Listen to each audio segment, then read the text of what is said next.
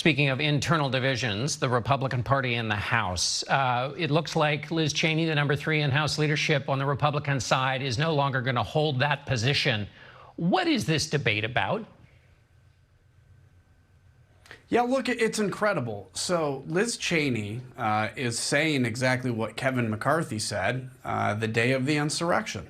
She's just consistently been saying it. And a few weeks later, Kevin McCarthy changed to attacking other people.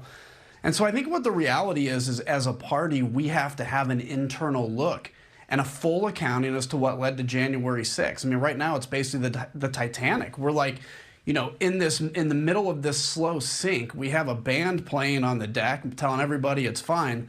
And meanwhile, as I've said, you know, Donald Trump's running around trying to find women's clothing and get on the first lifeboat.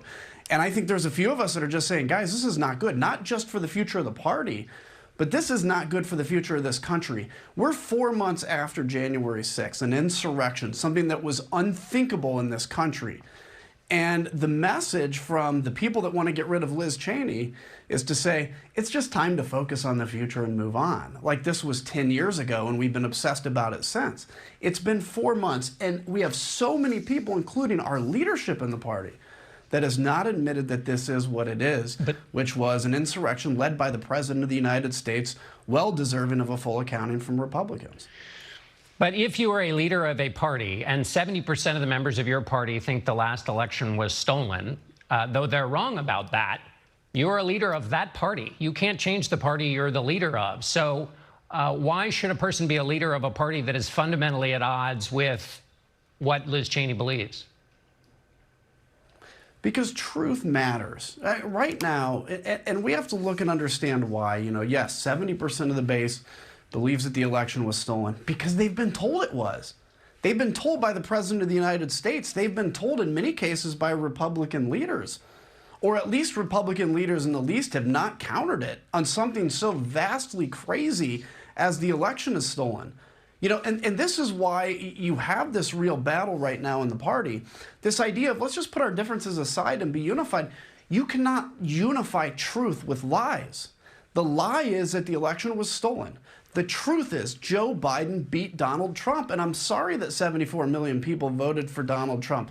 They weren't disenfranchised. They were simply outnumbered. And as a party, let's focus on now, how do we go out and win more people? And that's why actually I started the Country First movement at country1st.com, is just to say, tell people the truth and quit peddling in conspiracies, because that's what we've seen in this party. And they're going to get rid of Liz Cheney because they'd much rather pretend that the conspiracy is either real or not confront it than to actually confront it and maybe have to take the temporary licks to save this party in the long term, this country. Speaking of outnumbered, though, you and Liz Cheney and maybe Mitt Romney in the Senate are outnumbered by the current Republican Party.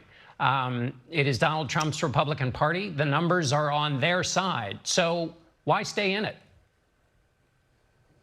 Well, look, I was a Republican far longer than Donald Trump, and I'm only 43 years old. He became a Republican just a few years ago and tried to change the whole definition of conservatism. So I think it's worth a fight. But, you know, the reality is, over time, we're going to see who wins this battle. And then there'll be a lot of decisions to make everywhere as we see parties realign and change. For me, I'm a conservative. I'm going to fight for the soul of this party. And but every member, not just you know, leadership, every congressman, every state representative, every member of the party that pulls a ballot in the primary has to decide, are we going to exist on lies or are we going to exist on truth? And to everybody that grew up in Sunday school like me, that thinks somehow accepting a lie is okay because maybe we can win the bigger battles, I got to tell you, the Christ I follow, the Jesus I know, never says anything about it's okay to lie to the people as long as the end state is the same. Truth matters, and that's what this party has to come to grips with, no matter the cost. Do you think Donald Trump's power in the Republican Party comes from his ability to grow the electorate, reach out to new voters, or because members are scared of crossing him?